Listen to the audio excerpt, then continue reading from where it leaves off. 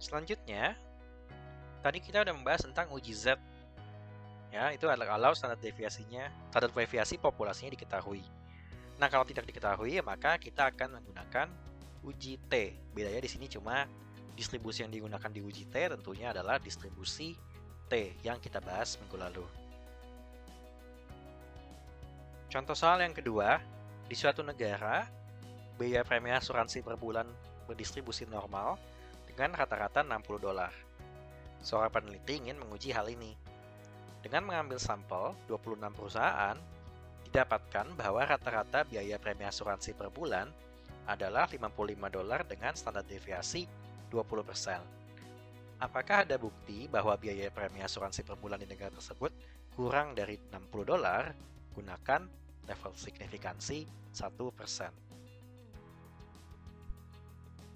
Nah, sekarang kita mau menjawab pertanyaan ini. Langsung aja tulis mulai dari step pertamanya ya. Kita tentukan hipotesisnya. Apakah ini one tail atau two tail? Jawabannya adalah one tail. Kenapa? Karena kali ini ada tulisan dibilang apakah ada bukti asuransinya kurang dari $60. Kalau kurang artinya lebih kecil. Jadi kita tulis H1-nya adalah mu lebih kecil dari 60 dan H0-nya adalah kebalikannya. Mu lebih besar sama dengan 60. Level signifikannya di soalnya ditulis 1%, jadi kita tulis saja alfa sama dengan 0,01. Nah, bagaimana dengan standar deviasi populasinya? Apakah diketahui?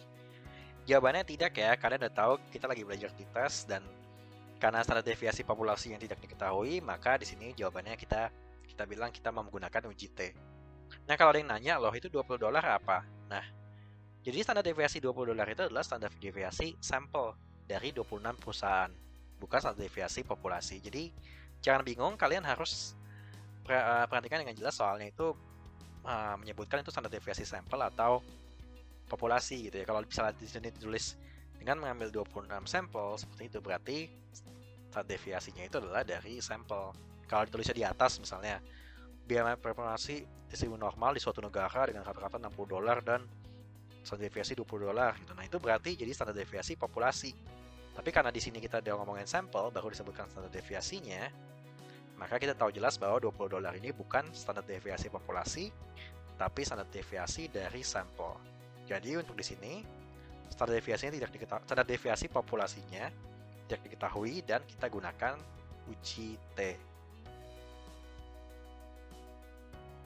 Nah, untuk decision rule ya, kalian bisa lihat di sini sebenarnya sama tadi pas uji Z ya, bedanya Z-nya diganti T semua. Untuk two tail, tolak H0 jika nilai absolut T-stat lebih besar dari T-tabel. Untuk one tail yang lebih kecil, tolak H0 jika T-stat lebih kecil dari T-tabel. Untuk one tail yang positif, tolak H0 jika T-stat lebih besar dari T-tabel. Nah, kalau kita ke soalnya lagi, tadi kita udah tentukan bahwa yang digunakan adalah one tail yang lebih kecil ya, karena yang ditanya adalah kurang dari $60. Jadi decision rule yang kita mau gunakan adalah tolak H0 jika T-stat lebih kecil dari T-tabel. Sekarang kita mau menghitung nilai T-stat dan T-tabelnya untuk membuat keputusan. Rumus T-stat adalah X bar minus mu 0 per S per akar N. Ya, jadi mirip dengan rumus Z-stat tadi, bedanya sigma-nya diganti dengan S, sample standard deviation.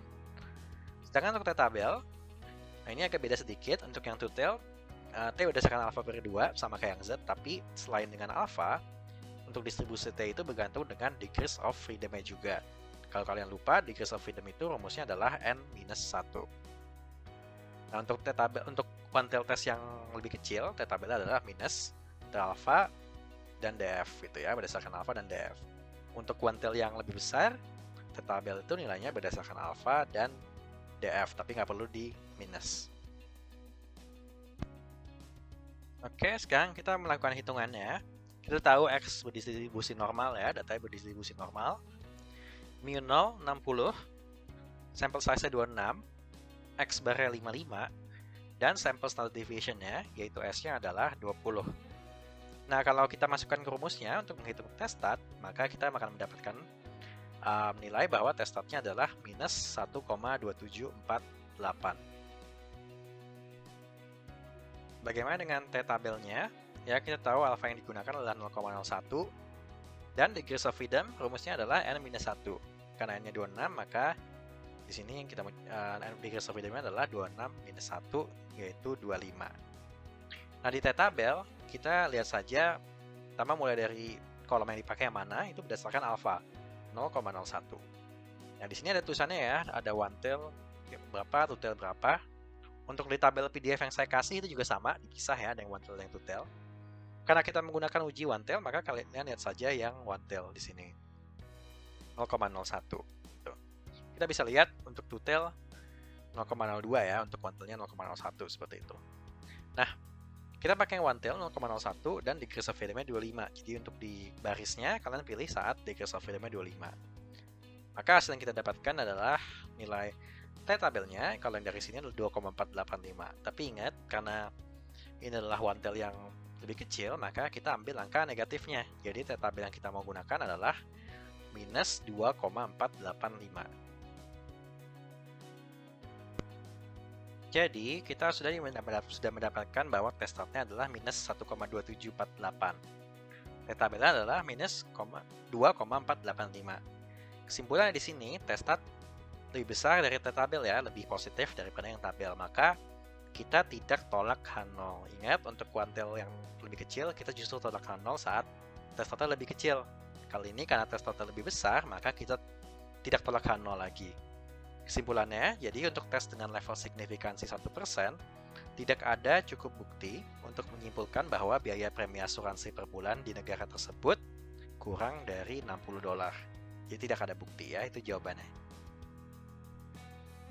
Exercise yang kedua, jika diketahui distribusi populasi normal, namun standar deviasi populasi tidak diketahui, dan jumlah sampel di bawah 30, distribusi apakah yang digunakan untuk menguji nilai min populasi? A. Distribusi binomial. B. Distribusi Z atau standar normal ya. C. Distribusi T atau D. Distribusi F. Ini soalnya gampang ya, kalian harusnya udah tahu. Oke, silahkan pause video ini sekarang.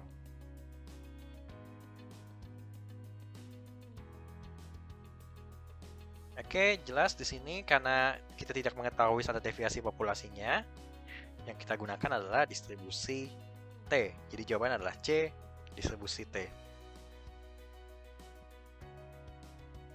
Di sini saya akan memberikan cara lain untuk menjawab pertanyaan yang tadi. Ya, mulai dari decision rule, T-start tetap harus dihitung, tapi T-tabel sebenarnya tidak harus dihitung. Jadi untuk menggantikan T-tabel yang kita hitung adalah yang namanya p-value. P-value itu adalah probabilitas terjadinya nilai Z ya, atau T itu ya, Z, atau lebih ekstrimnya ya. Jadi misalnya Z-nya itu 2, berarti kemungkinan terjadinya 2 sampai 2 atau 2,3, 2,4 yang lebih besarnya gitu. Jadi terjadinya Z atau lebih jika H0 benar, seperti itu. Ya, jadi kalau misalnya H0 benar tapi angkanya itu malah tetap tinggi banget, beda jauh dari yang dibilang H0, itu adalah p-value-nya, probabilitas terjadinya nilai-nilai ekstrem seperti itu. Nah, decision rule-nya jadi beda. Untuk two tail, kita tolak H0 jika p-value lebih kecil dari alpha. Untuk one tail yang lebih kecil, tolak H0 jika p-value per 2 lebih kecil dari alpha dan x-bar lebih kecil dari 0.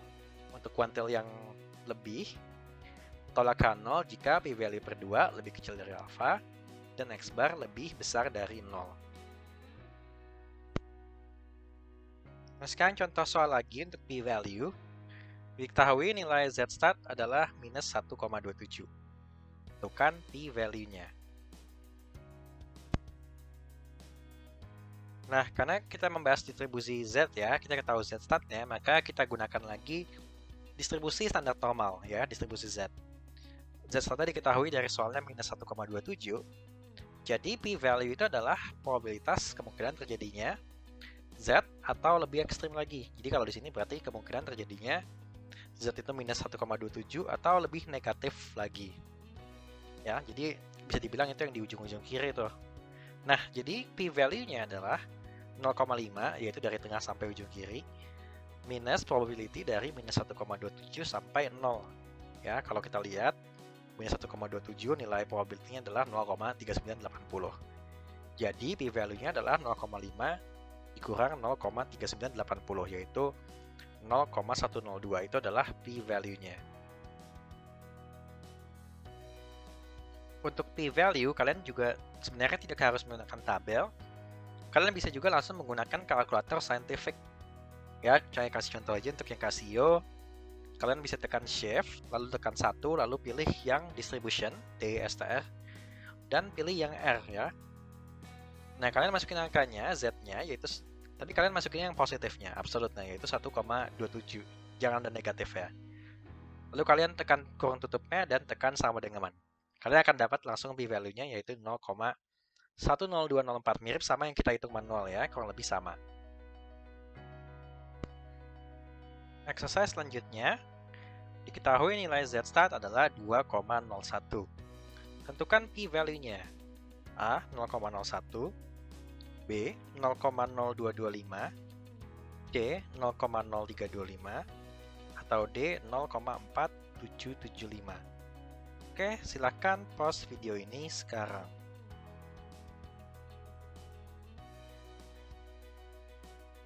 Jawabannya adalah yang B ya. Kalian mau menggunakan tabel atau menggunakan kalkulator silahkan. Tapi jawabannya adalah B, 0,0225. Oke, saatnya review. Hari ini kita belajar apa aja?